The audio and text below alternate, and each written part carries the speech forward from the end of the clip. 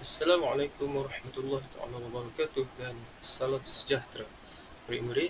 Okey, pada hari ini kita akan terus sambungan daripada topik 7.3.2 iaitu 7.3.3 menentukan fungsi kerja logam berdasarkan rumus W sama dengan H F naught ataupun kita sebut sebagai frekuensi ambang.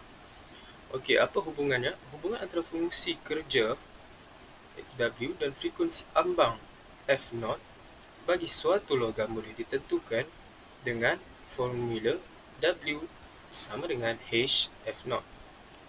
Fotoelektron akan memperoleh tenaga kinetik apabila frekuensi cahayanya melebihi dari frekuensi ambang.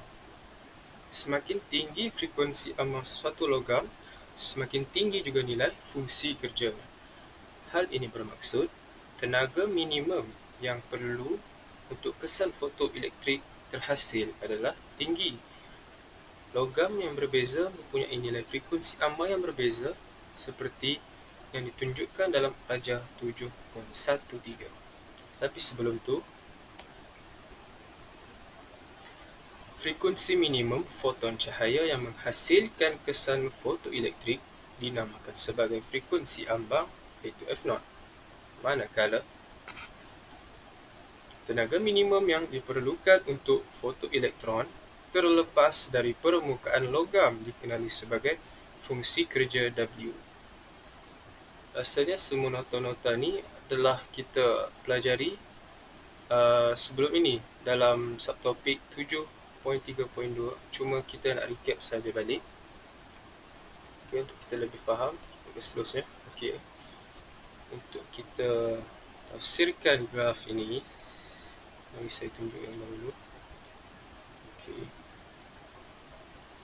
Berdasarkan persamaan K HF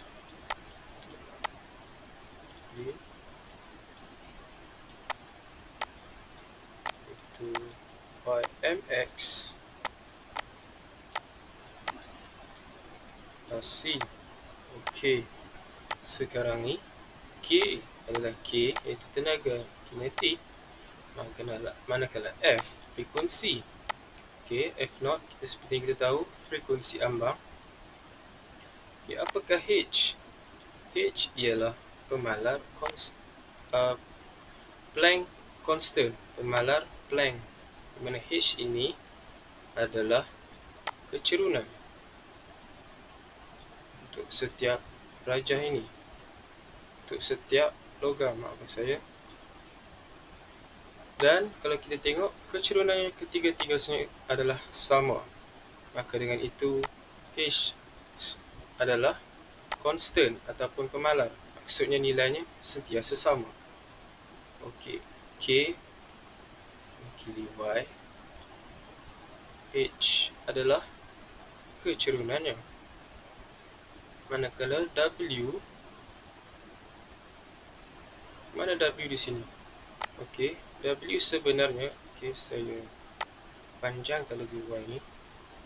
Pintasan W merupakan pintasan Y sebenarnya.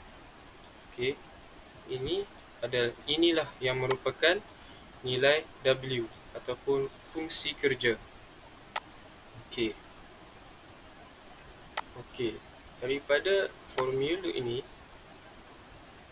katakan kinetik energi, tenaga kinetik adalah kosong. Maknanya H F tolak W, maka terhasilnya formula W sama dengan HF. Jadi itulah serba sedikit cara untuk kita tahu dari mana hasil setiap komponen-komponen ini terhasil daripada graf kecerunan. Graf K max melawan F bagi jenis logam yang berbeza. Okey, last. Okey, seterusnya kita pergi ke contoh soalan.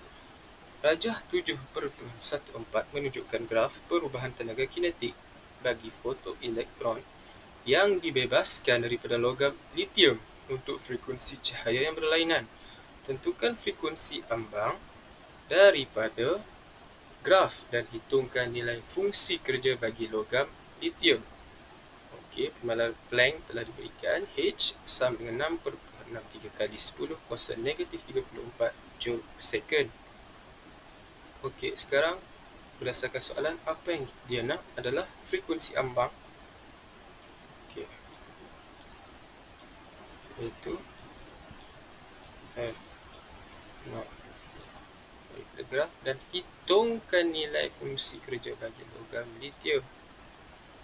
Fungsi kerja maknanya W berdasarkan.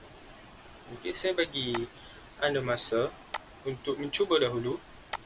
Okey, jom kita lihat penyelesaian. Okey, pertama sekali, frekuensi ambang adalah 5.6 kali 10 kuasa 14 Hz. Okey, dari mana kita dapat? Adalah dari sini. Okay, kita boleh zoomkan sedikit. Okey, ini adalah nilai F0. Inilah nilai F0 dia.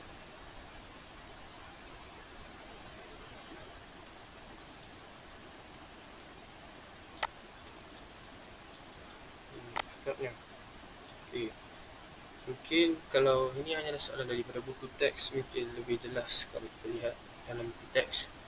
Okey, kita dapat nilai di sini 5.6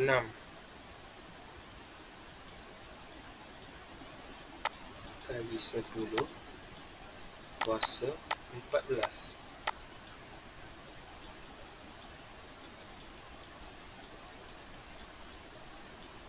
Okey, dari situ kita dapat F0.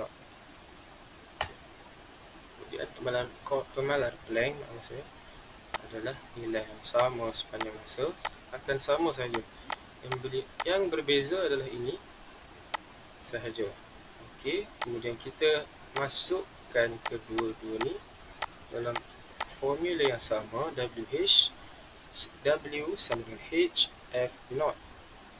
Okey, kemudian masukkan nilai dalam kalkulator dan akhir sekali inilah jawapannya untuk fungsi kerja W. Okey, seterusnya, kesimpulan yang dapat daripada pembelajaran kita pada hari ini, semakin tinggi frekuensi foton cahaya itu, semakin tinggi juga tenaga kinetik fotoelektron yang dipancarkan. Frekuensi minimum yang dapat mengeluarkan elektron ialah frekuensi ambang F0. Okey, antara keyword ataupun kata kunci yang penting untuk pembelajaran kita, subtopik kita pada hari ini. Dan akhir sekali, tenaga kinetik fotoelektron tidak bergantung pada keamatan cahaya. Jadi, saya harap anda semua dapat faham subtopik kita pada hari ini, iaitu 7.3.3. Okey, insya-Allah kita akan kembali untuk 7.3.4. Sekian, terima kasih.